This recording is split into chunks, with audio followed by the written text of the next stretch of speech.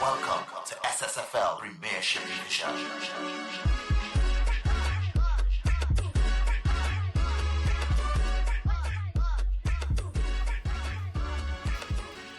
All right, let's stick with football but move off the field. St. Benedict's College were given the opportunity to make their case before the Trinidad and Tobago Secondary Schools Football League's disciplinary committee on Tuesday morning. St. Benedict's are appealing against the SSFL's decision to dock them 12 points after ruling that star player Daryl Zoom Zoom Garcia was ineligible for 4 matches during the 2024 Premiership season. The ruling also meant that St. Benedict surrendered the Premier Division title to Fatima College. Well, before we chat with SSFL President Mariri Louis Gonzalez, let's look at the timeline of the events in this case. All right, so of course the St. Benedict's principal Gregory Kwankep registered Garcia before 2023 and 2024 season. Garcia, he didn't attend school between June 30, 2023 and October 8, 2024. Garcia, he played 2 matches in September 2023 before leaving for a football academy in Spain. He attended school without his uniform on September 30, 2024 to choose his 4th form subjects. He then played 4 Premier Division matches before attending his first class, and he did not return to school until October 8, 2024. So that's a timeline. Let's join the president now. Mariri, based on what happened today, can you just give us an update, whatever information that you would have received? Because, everybody now is sitting down waiting to find out what's going to happen with this appeal. Well, I gather, yes, as you quite rightly said, thank you very much for having me on your esteemed program. And the whole world is basically awaiting with bated breath to exhale what's happening concerning the appeal. It happened that we have not gotten an official report from the appeals committee.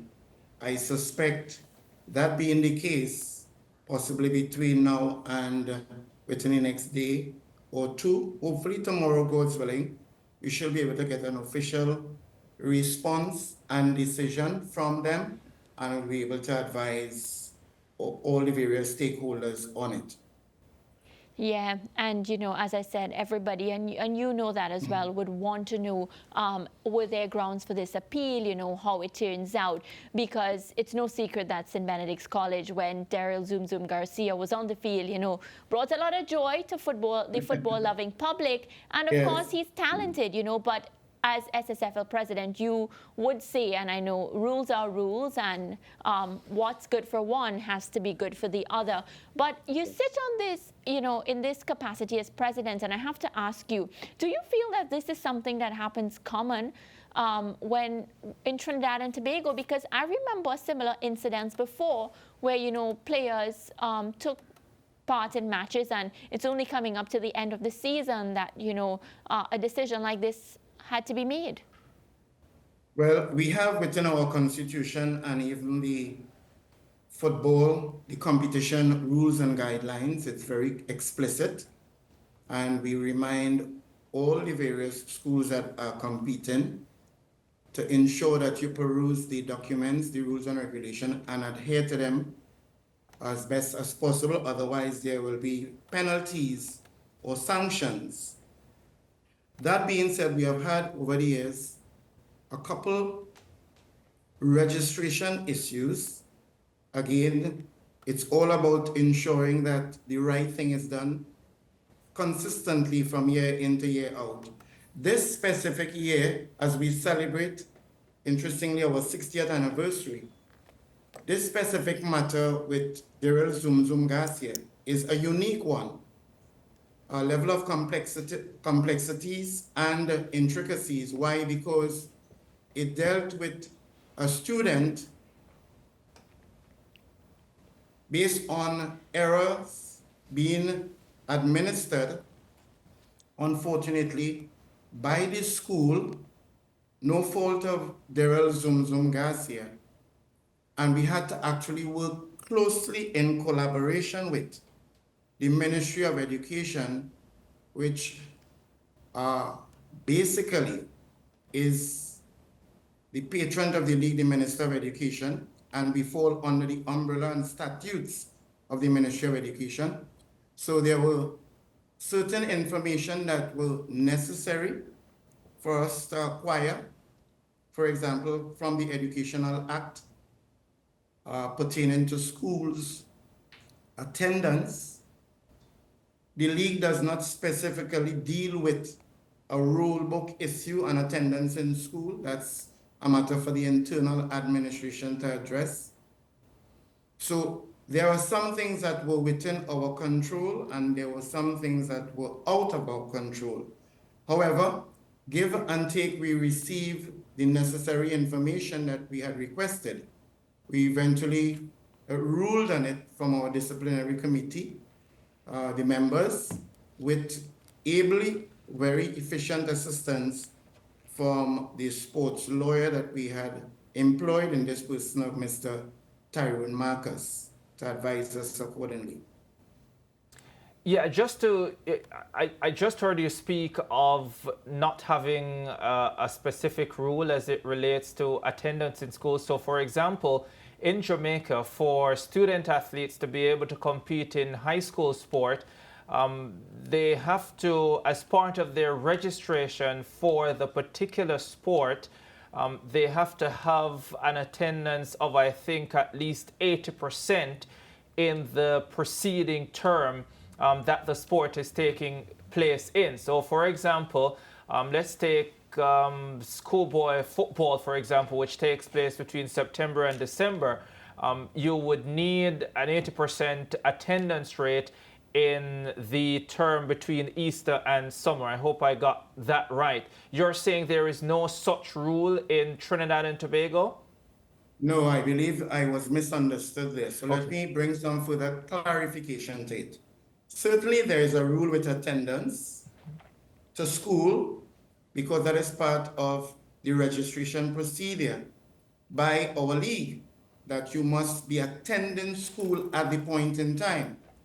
If we look closely at the findings that we discovered over the period of time, is that Daryl Zoom Garcia, unfortunately and regrettably, and being one of the better players that we have had for this season, played 4 games, but information coming to our attention, the legitimate information, is that he was not an official student in the school on the roll, and therefore that in itself breached the rule under the Education Act as well as under the Constitution and the Credentials Committee and the findings of the league. Yeah, so I'm not trying to try the case here at all, but just to get a clear understanding, is it possible that a student can be registered but has not started school yet? So let us say I have been registered to attend the school, but I have not yet gone to any classes. You're saying that would still be a breach? That's correct, yes. So let us say you should be attending school. Okay, so let me put it another way.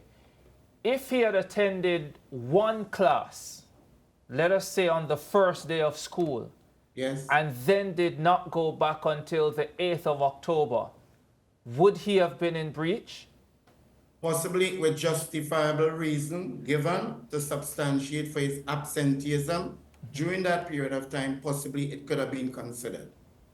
But we had to go with what is official before us, which is he was legitimately on the document, started attendance at school from the 8th of October 2024.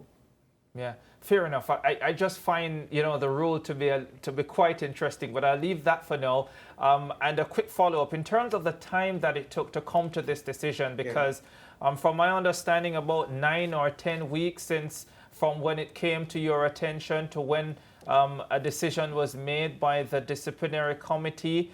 From my standpoint, it felt long, especially because, you know, the Premiership had long been done. You had St. Benedict's being crowned champions, and now they are not going to be champions. Can you say why it took so long? And if, as president, that is a concern for you, that maybe justice wasn't as swift as most of us would have liked to see it in this case?